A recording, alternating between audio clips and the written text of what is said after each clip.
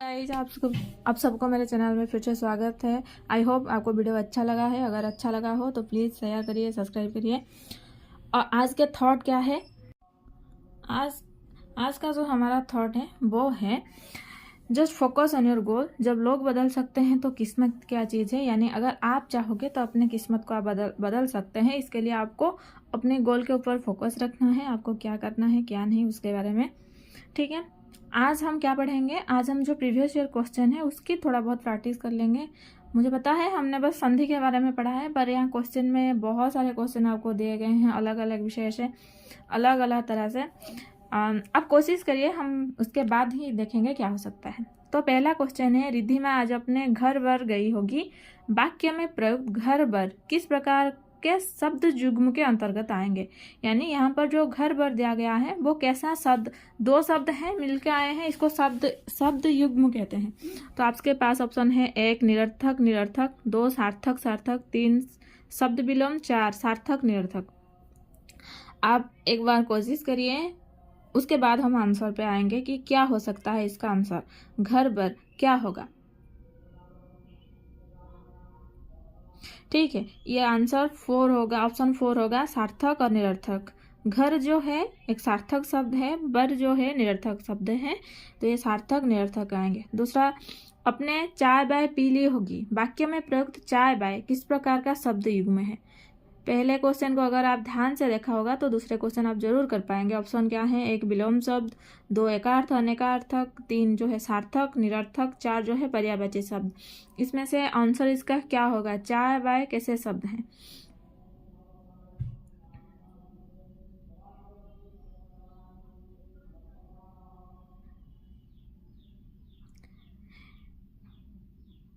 I hope आपने सोच लिया होगा कि इसका उत्तर क्या होगा।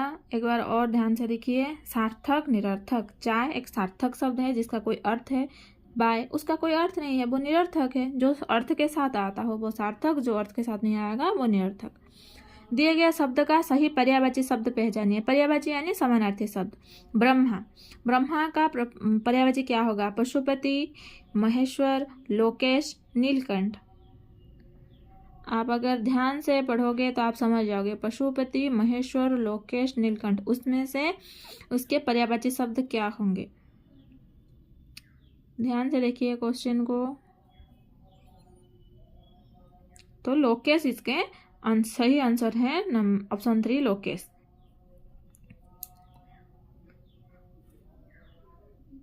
उसके बाद वाले क्वेश्चन, हाथ का मेल होना। मुहावरे का सही अर्थ इसमें से क्या है। हाथ का मेल, अत्यंत खटा होना, ऑप्शन 2 अत्यंत बड़ा होना, ऑप्शन 3 अत्यंत मीठा होना, ऑप्शन 4 अत्यंत तुच्छ होना। मुहावरा का एक ये है कि आप उसको महसूस कीजिए कि ऐसा क्या हो सकता है। हाथ का मेल होना यानी आपके हाथ के मेल आपके लिए क्या होते हैं, उसका कोई आपके लिए बड़ा होता है या खट्टा होता है, मीठा होता है, तुच्छ होता है, क्या होता है, अत्यंत तुच्छ होना। इसका आंसर होगा अत्यंत तुच्छ होना। ठीक है, दूसरे क्वेश्चन के ऊपर आएंगे।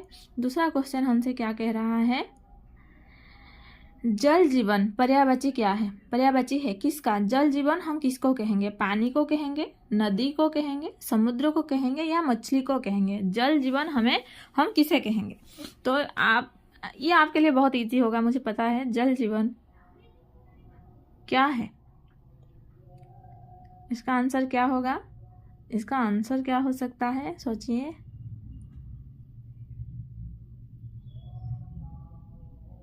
इसका आंसर मछली ही होगा। उसके बाद क्वेश्चन उसके बाद वाले क्वेश्चन पे आएंगे। उसके बाद वाले क्वेश्चन क्या है देखते हैं।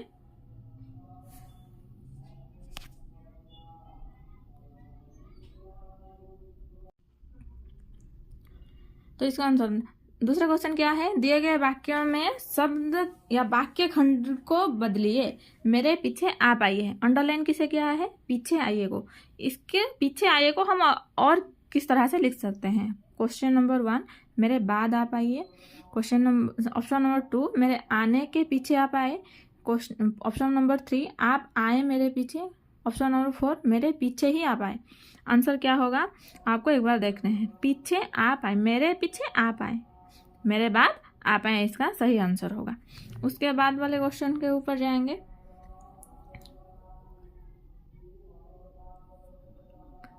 निम्नलिखित विकल्प में से कौन सा एक विलोम युग्म सही नहीं है?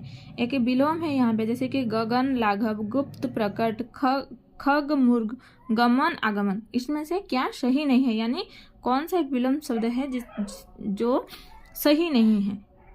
जिस तरह से आप ध्यान से देखे होंगे, देखिए आपको आ जाएगा आपके दिमाग में कि क्या सही है क्या नहीं है। विलोम शब्द यानी विपरीत शब्द, आंसर होगा गगन, लाघव, क्योंकि गुप्त, प्रकट एक है, खर्ग, मुग एक है, गमन, आगमन ये क्या है, सही है। अगर एक है अलग है मतलब सही नहीं है, वो है गगन, लाघव।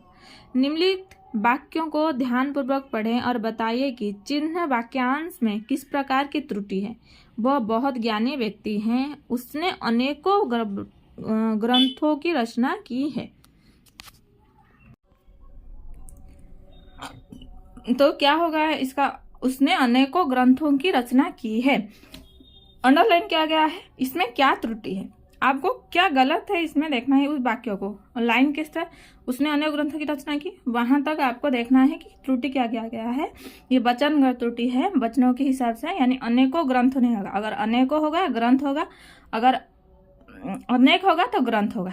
तो इसको आपको ध्यान को रखना है, अनेकों ग्रंथों नहीं होगा। सारे कलाकार ऊपर हैं। उपयुक्त वाक्य का संबंध किस क्रिया विशेषण से है? क्रिया विशेषण सारे कलाकार ऊपर हैं। परिणामवाचक क्रिया विशेषण, कालवाचक क्रिया विशेषण, रीतिवाचक क्रिया विशेषण, स्थानवाचक क्रिया विशेषण। जब हम क्रिया विशेषण के बारे में पढ़ेंगे, इसको पूरे डिटेल से पढ़ेंगे, तो आपको कहना है कि इसमें से क्या है, कौन सा संबंध है। तो इसका उत्तर क्या होगा, ध्यान से देखिए, इसका उत्तर क्या हो सकता है। इसका उत्तर स्थानवाचक क्रिया विशेषण होगा। यहाँ पर स्थान के बारे में कहा गया है, ऊपर एक पर्टिकुलर जगह के बारे में कहा गया है, ये स्थानवाचक क्रिया विशेषण होगा। और इसके बाद वाले क्वेश्चन के आगे जाएंगे। इसके बाद वाले क्वेश्चन हमें कहता है, भारत गुटों से अलग रहने वाले देशों में शामिल है। गुटों से अलग रहने वाले वाक्यांश के स्थान पर उचित शब्द होगा, यानी अनेक शब्दों के लिए एक शब्द का है यहाँ पे। पहला ऑप्शन है आपका सापेक्ष, दूसरा है विकासशील, तीसरा है तटस्थ, चौथा है स्वतंत्र। अनेक शब्द के लिए एक शब्द का प्रयोग होगा, इसमें क्या हो सकता है, क्या होगा इसका उत्तर, ध्यान से देखिए। तटस्थ इसका उत्तर होगा, यानी गुटों से अलग रहने वाले शब्द के लिए एक शब्द होगा तटस्थ, इसका सही आंसर होगा। इसके बाद वाले क्वेश्चन में जाएंगे। इसके बाद वाले क्वेश्चन क्या है, ध्यान से देखेंगे।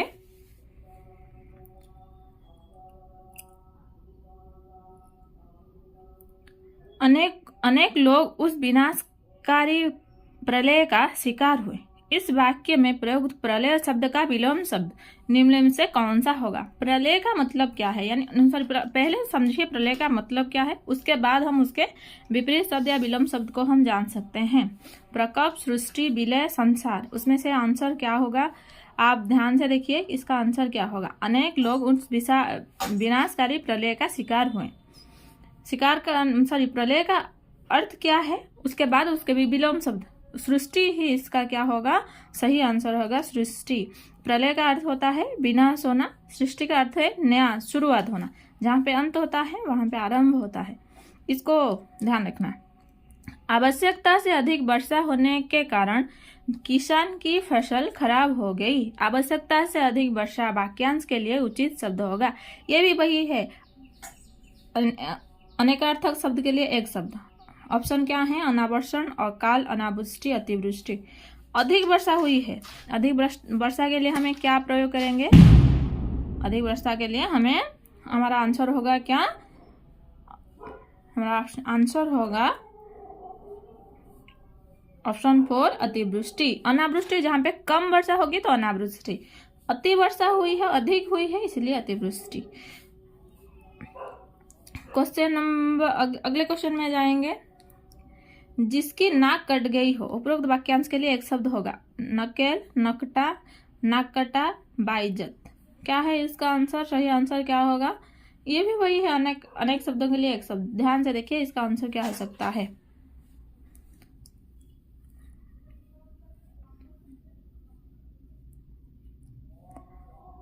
क्या होगा आंसर? नकेल, नकट्टा, नक्कटा, बाइज्जत।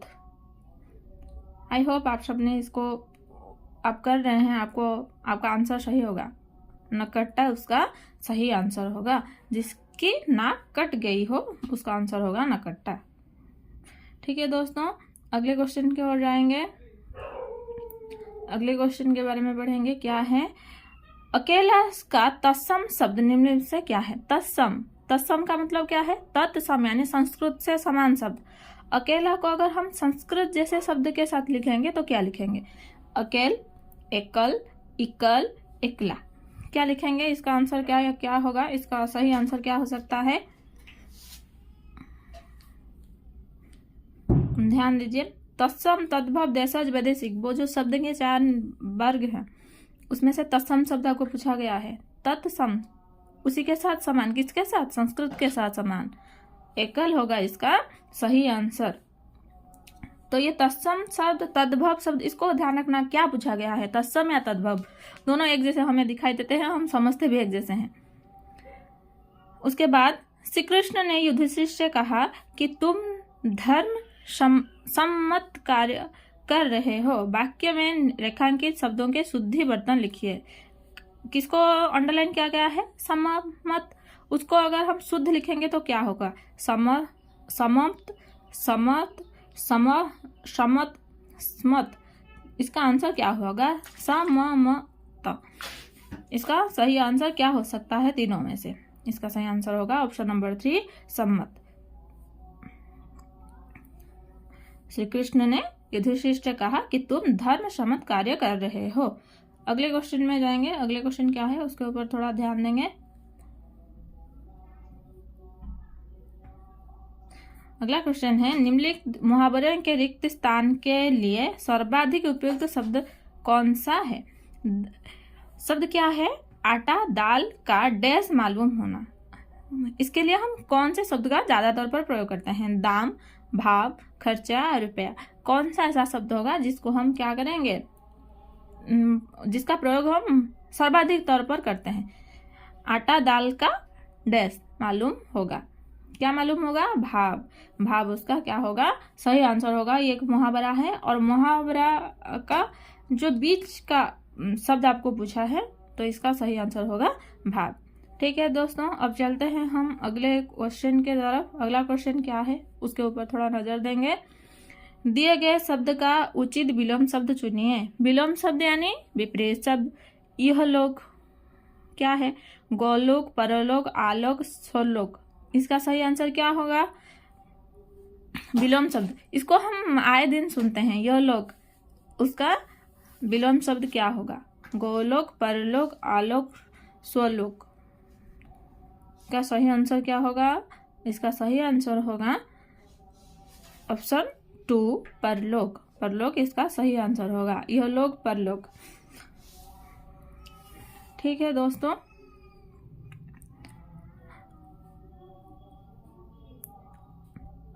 आई होप आपको ये वीडियो अच्छा लगा है। अगर ये वीडियो आपको अच्छा लगा हो तो प्लीज़ चैनल को सब्सक्राइब करिए, लाइक करिए, शेयर करिए। Thank you very much and have a good day. और पढ़ते रहिए, आगे बढ़ते रहिए। Thank you very much.